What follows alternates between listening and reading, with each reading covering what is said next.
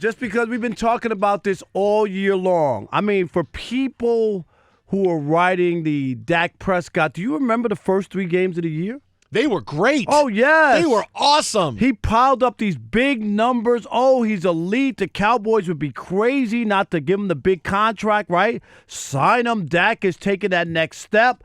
The Cowboys are going to the Super Bowl because Dak Prescott has elevated his game. They have a running game. They have a defense. They have receivers. They have everything. They still do have all those things. They just don't have enough wins. They don't have wins. They have 8 losses now. And when you think about that, think about this. Only 1 win against a team with a 500 record. That was the Rams last week, which kind of threw everybody like, oh, wait a minute, maybe this isn't going to be that bad. They're going to come to Philly, who's banged up, bruised, battered, whatever you want to say, and they'll steamroll them, win the division, right, for the 3rd time in 4 years, and all will be right in Dallas land. No way, no how did that happen, because that might be one of the worst losses in franchise history for that team. So when you think about how bad shape the Eagles are in and what was at stake for the Cowboys. See, I had bought in. Look, the roster is so talented. The NFC East is not very good. So you picked them to go to the Super Bowl? I picked them to go to the NFC Championship Wow. game. I had them go to the NFC. I had them not going to the playoffs from the beginning of the season. All season long, I was, okay, well, now we're going to see the real Cowboys. All right, now we're going to see them. All right, now that Ezekiel Elliott is back in shape, now we're going to see him. I felt like I was in high school, and the girl kept saying, yeah, we'll go out at some point. Yeah, I'm breaking up with so-and-so. All right, yeah, no, that's cool. It's all good. All right, how about this week? No, this week's not good, but maybe next week we can go and do so. All right, great. And I kept waiting. It's been 4 months of waiting. I mean, I did that in high school too. But it's been 4 months of waiting. And then yesterday, they don't give Ezekiel Elliott the football.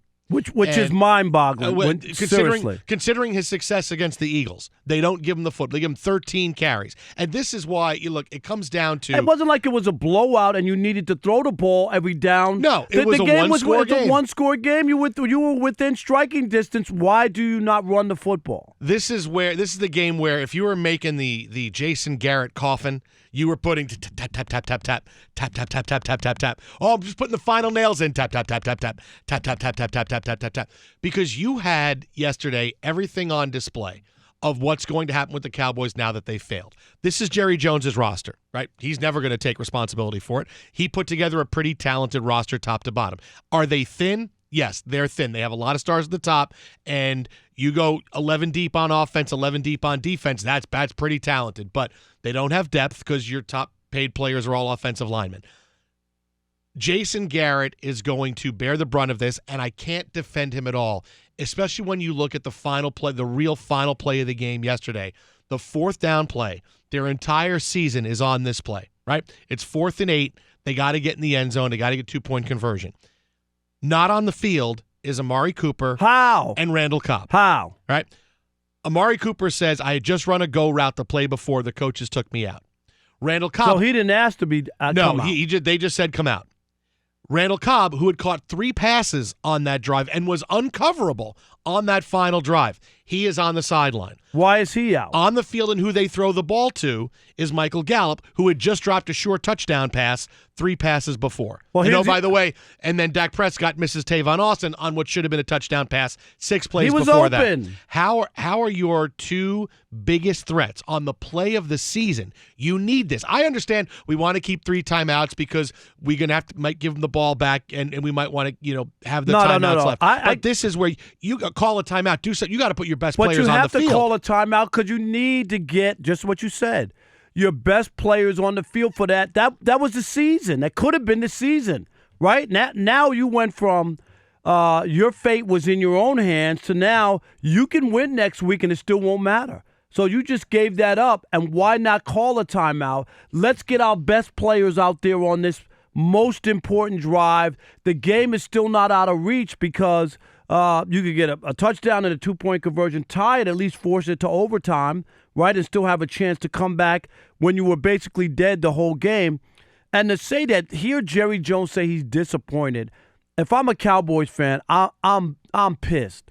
Disappointed? How about devastated that they can't beat a beat-up Philadelphia Eagles team? I know the game was in Philly, but still, they should have been able to go in there and beat them. Dak, all the talk was that Dak and Ezekiel had never lost to the Eagles, right? Oh, no, those guys, they had never lost to the Eagles together. So now they go in there in the biggest game of the year. But this has been them all year, other than the first 3 games where they piled up numbers and all that stuff against the also-rans of really terrible teams of Miami, Washington, and I forgot the other team. But the 3 bad teams early on in the season. I would say the Jets, but the Jets actually beat them.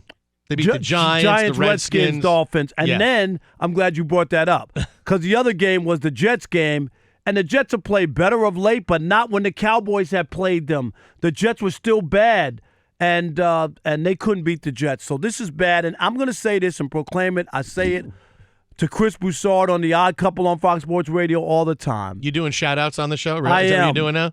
Dak Prescott is a fraud. He's a straight-up fraud, Jason. And you could pile up all these numbers and tell me about his intangibles and all of his teammates like him and all the other stuff that goes there. That's a game you got to win. This is the same guy when New Orleans was down and didn't have Drew Brees and didn't throw a touchdown in that game and lost. You remember that? That's another game he didn't throw a touchdown. Wait, is he the myth pote for you? Is he the most fraudulent player of all time? There you go. Is he the myth? Because you have the M-boat hat that you wear. That's right, which is the hatinous brother of all time, the Habot. Yeah, so he's the M-pote. Exactly. Can you get a hat with that made on it? We got to do that because Brady is the luckiest of all time. All right. LeBron is the fafote, finals failure of all time. He's the mfote. You could have a whole life. You could be like the new LeVar Ball with these hats you have out there. And Kevin Durant is the Masot, the most sensitive of all time. You could have a pop-up shop going on with all these hats going on. There we go. Hey, I'm Rob. Hey, come on and buy my hat. Whatever you want, I could personalize it for you. You want Adam Gase? You got WOAT worst of all time. I got all of this for you. But I'll tell you, I'm just like, go ahead, Cowboys. I understand. Sign them. Maybe that's the reason that they haven't signed them yet. It's because they don't fully believe in him. But if you could sit there and make all the excuses about drop passes yesterday, drop passes happen every game in the NFL. So don't give me that. What about the missed throws where guys were open? Well, like I said, he missed Tavon Austin on a huge throw. You know who he is? Dak Prescott, even if you want to just take this season into account. Jason Smith, Rob Parker, in for Dan and the Danettes here on Fox Sports Radio. His worst games of the year, right? Dak Prescott's his best games versus his worst games. His best games were against the Giants, the Redskins, the Giants, Detroit, and the Rams, right? Those are his most highly rated games. Quarterback rating was up over 110. What do those 5 teams have in common? Their defenses stink, right? Even the Rams' defense, how many times has that gotten torched this year? It's not the same defense. Who were his worst games against, where his quarterback rating is up around 90 or below? Chicago, Buffalo, New England, New Orleans, Green Bay, and the Jets. Those are all defenses that are either pretty good or do a few things pretty well defensively. The Jets' run defense is really good. But those are his worst games. So he was great when the opposition was okay and the defense was just okay. But against the best teams, those are all his worst games. I mean, that's who Dak Prescott is. At the very least for the Cowboys, his price has gone down. I mean, you can't say, here's $37 million a year for Dak Prescott after this year. At least Jerry Jones can say, well, I'm saving about $12 or $15 million a year. I'm getting down to about $8 million a year now. It's about a franchise tag. I wouldn't sign this guy after this year. Are you kidding me? Not at this point. And then there's those people who tell you it's only going to cost you more later. You got to really determine and decide where he fits in because this team is way too talented. People were talking Super Bowl. You yourself, Jason, you had him in the NFC Championship game. The reason I picked them to miss the playoffs. I was duped. I was young. You were duped. You didn't know what was going on. It was in college. It was one time. I don't know what I did. And you didn't inhale, right? No. And there's no video. No video. But I didn't buy into Dak because the roster's there. This is the reason I picked them not NOT to make the playoffs. And people said I was crazy, you just hate the Cowboys. No, it's the same reason I didn't buy into the Browns where everybody got on that bandwagon. I did not pick the Browns. You know, I picked Baltimore to win. I picked Pittsburgh and the Browns not to make the playoffs. Didn't you had a Dolphins-Redskins Super Bowl? I did not have that. No, you did. You had a Dolphins-Redskins. I think you had that on your list. That was all the games we picked. I think that's what you had. That was the day I quit the radio. Wow. No way. How old are you? I quit the radio. I quit the radio. I'm not going to go watch my programs. I quit the radio.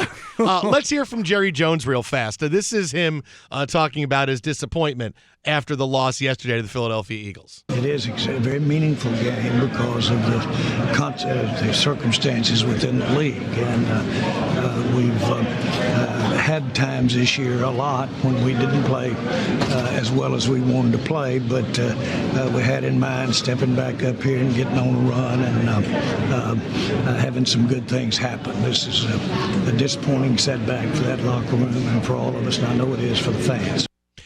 Now, there's the reality for Dak Prescott, and then there's the reality of what the Dallas Cowboys are going to do.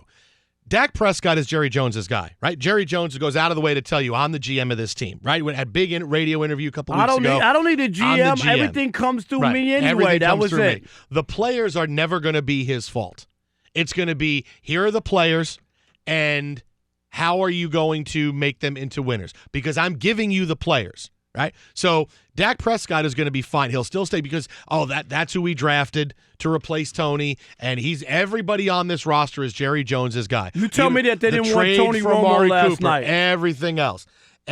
So it's going to be Jason Garrett, obviously, and the one thing he had going for him was we can still win the NFC East. We can maybe get into the playoffs and pull a surprise the first week. You never know what could happen, and I could keep my job. But now that's not going to happen because now they're going to miss because the Eagles have the Giants next week, and it's going to be a long offseason, and it's going to be the time where Jerry Jones decides, because he does this every few years, I'm going to go with a strong head coach. And then it's puppets that wind up doing what I want, but every once in a while he's got, which is why I went with Bill Parcells for those couple years. I got to jump up the franchise a little bit. So that's why he's gone out of his way to talk about obliquely around, we're not talking to Urban Meyer. Doesn't mean I wouldn't talk to Urban Meyer. Lincoln Riley. Even though Urban Meyer was in his suite, right? We saw it. Yeah, he's going to go with a big name because he needs to make sure this roster now gets to the next level. So he's going to wind up doing that. It's going to be a big name. It's happening. That's the guy who had the worst day out of anybody yesterday is Jason Garrett.